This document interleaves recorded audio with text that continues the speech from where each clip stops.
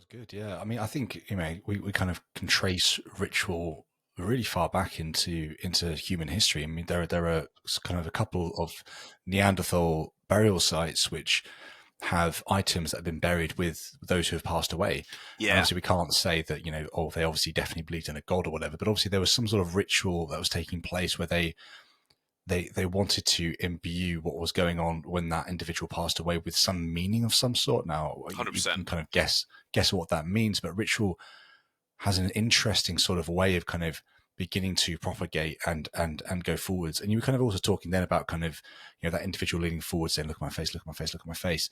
It's really interesting because you can kind of watch various sort of kind of acts um, that are being delivered, and I kind of watched your TEDx presentation a couple of days ago in preparation for this show. I'd watched it a while ago, but thought I'd rewatch it. And there's sort of the lighting, the chair. It's almost like you instantly lean forward, you lean into it, and you want to get engaged. And there's just such a fascinating dichotomy here between the performer and the audience. And I guess I want to ask a question on that. I mean, you might not like either of these two words, like illusion or deception, but I think it would be interesting to kind of understand like how you kind of balance the art of this sort of kind of deception. Should we go with? Feel free to change the word if you want. So this sort of balancing of deception with the responsibility of also keeping your audiences entertained, but also grounded. There seems to be like a tricky element there. I don't know. Maybe I'm reading too much into it, but what are your thoughts in that space? No, you're definitely right. It's a huge, and I've talked to magicians about this a lot. Like, I've got a really good mate called Ben who runs a bar in Liverpool that he built himself. I used to know him back in the days when I was doing close-up magic, and so was he. He was doing like the clubs, I did the restaurants. Um, and he's built this bar, and he's a brilliant magician, and he's and I like him a lot. And we had this really interesting conversation because there's an effect that you can do where you can essentially, and I'm not going to get into method here because what's the point? But like you can have someone think of a name of someone they know, and then through magical means, you as the performer know what the name is they're thinking of, and you can reveal that you know that by saying the name or whatever, and that's powerful. Now, I could do that, and it could feel like a puzzle, you know, or you could dress it up enough that it feels like, I don't know, let's say like facial tick reading or like subtle body movements or stuff like that, which is akin to what Darren Brown does, right?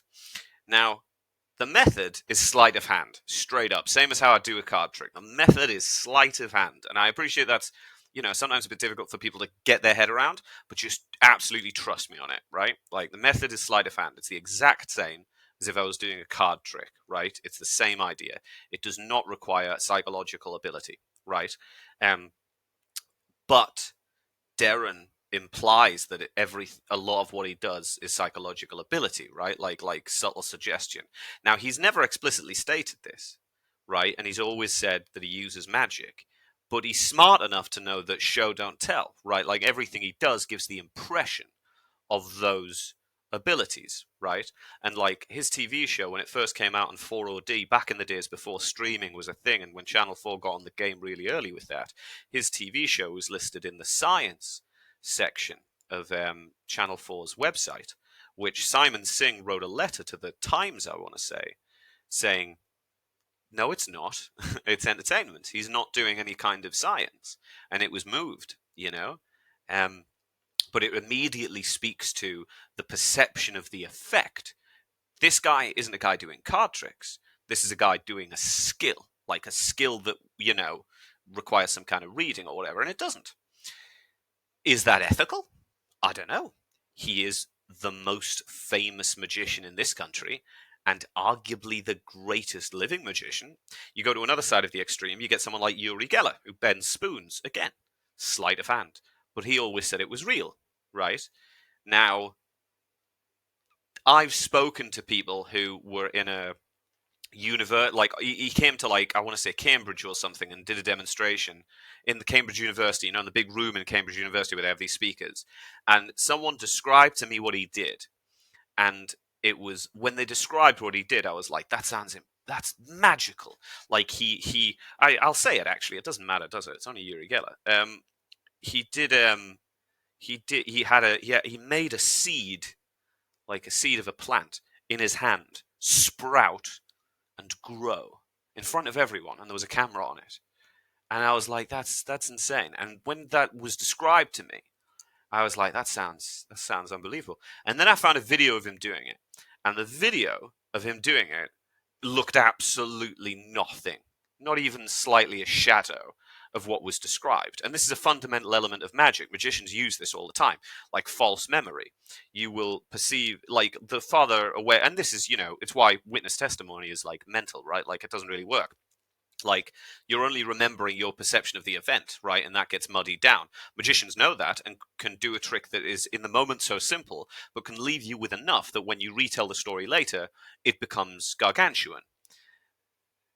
Now, with Yuri, he wanted you to believe that he could do it. And that speaks to the gargantuan tale you tell afterwards, right? Because you're not saying, I watched a magician do a trick. It's like, I watched that guy, Yuri Geller, who, as we all know, can do impossible things, do something impossible, right? Nothing to do with magician, nothing to do with magic, nothing to do with sleight of hand, right? That's an ethically complicated thing. Now, back to my mate Ben. He sometimes, when he gets someone to think of a name, might get someone to think of. Sometimes, actually, no, better way to say this. Sometimes people think of a name of someone who's died, right?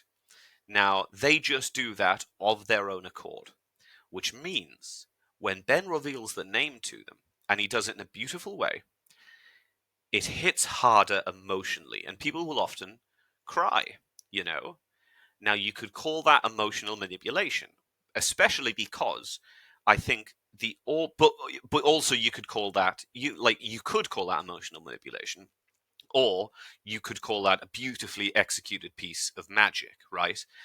What's incredibly ethically complicated is Ben, genius that he is, has come up with methods to encourage a person to think of the name of someone who has died without expressly telling them that that's the case, which sounds, I can't really get into method, but linguistic tricks in the way you ask the question to subtly suggest to someone, and this does sound a bit psychological, and to be honest, this kind of is. It's not guaranteed, it won't work every time, but you can definitely put a person in a position where they are more likely to think of a name that is passed on without expressly telling them to do that, which is, a bit more comfortable. Because if you say to someone, I want you to think of the name of someone who's died, if they're not in the mood for that kind of thing, oh my god, that's a horrible thing to ask someone to do.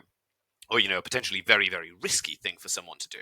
And I've done stuff like that, and it can backfire, But if that person of their own accord thinks of someone who's died, and they understand the nature of what they're seeing, and Ben doesn't open with that, this is something toward the end of his 20-minute set, and they've already seen him do mind-reading type stuff, they're thinking of that name knowing that something is going to happen, right? And when he reveals it, I guarantee that for a moment they feel close to that person again in a way they haven't felt close to that person in forever.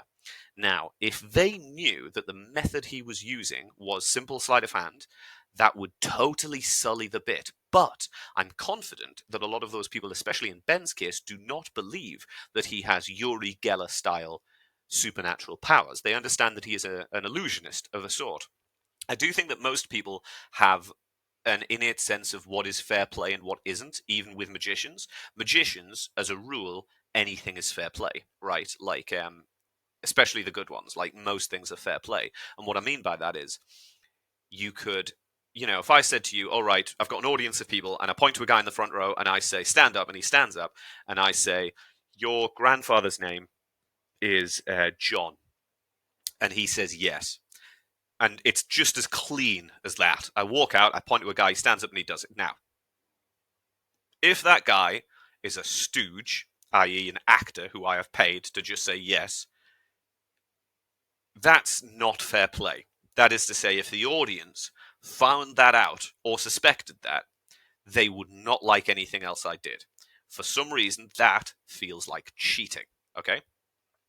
If he stood up, and I psychologically, by watching his body language, facial clues, whatever, worked out that his granddad's name was John, That is allowed for some reason. People go, oh yeah, that's a demonstration of skill, right? Even though I can't do that, but I could give the impression I could. If I, on the other hand, had him maybe write down the name and I somehow looked at him writing it down, but no one saw me look at it, right? Which is a very common way of doing that kind of effect. That's much more of a grey area. In one sense, they might go, oh, well, it's sleight of hand. But I could do that, have him write something down, secretly look at it in some way, and then, through the act of revealing it, imply that I'm using some kind of psychological trick against Darren Brown. I wish I could give you the answer and say, here's the ethical approach, here's the non-ethical approach. But at the end of the day, every performer, magician or non-magician, fundamentally, if you stand in a corner or you stand on a platform 6 inches higher than anyone else is standing, you have power. And with power comes responsibility. It's the reason, like, right now, everyone's sort of, diving on top of comedians when they make a joke that they think is offensive. And it's like, well, I understand why that's a problem, because the thing is, as much as comedians want to say it's only a joke, you're standing on stage with a microphone and a camera, usually, right? And that's a lot of people are going to see that. And there are a lot of people who genuinely believe that comedians just make up the jokes as they go along on the day. They don't think this is a part of a well-constructed, very well-written and well-acted monologue that has been prepared ahead of time. They also don't understand that the character they're watching on stage might not be a solid representation of the actual character of the performer. Classic example in this country is Al Murray, the pub landlord, who is a very liberal, left-wing, guy who stands on stage and plays a character of a right-wing publican. And it's funny because he is parodying a character. But it's been going for so long that there is absolutely no question, and I'm aware that he knows this, I believe that he knows this, I don't know the guy personally, that some of his audience don't see it as a parody. People see it as good old-fashioned British comedy, which, is a bit more of an ethical grey area. It's like, okay, well, if suddenly now no one is in on the joke, is he just now espouting views that he himself doesn't believe in and are maybe stirring up a political sentiment that he does not support? Is that an ethical position to be in? It's a bloody complicated one, So I think there's no solid answer. The best thing you could possibly do is hope that the performer is, has their own kind of moral ethics. It's the reason that we, we have very strict laws regarding therapists or doctors. You know what I mean? Because at the end of the day, an artist often is a therapist for people in a way. I don't think that's a weird thing to say. I'm not saying I therapize my audience, but how many people are sad and listen to certain songs or whatever, like art is like, it's powerful for that and it's dangerous. And an artist has great power. And I don't know if you've ever heard about this guy called Spider-Man, but he once said something very clever about power. He did indeed. That was Uncle Ben, right? I think.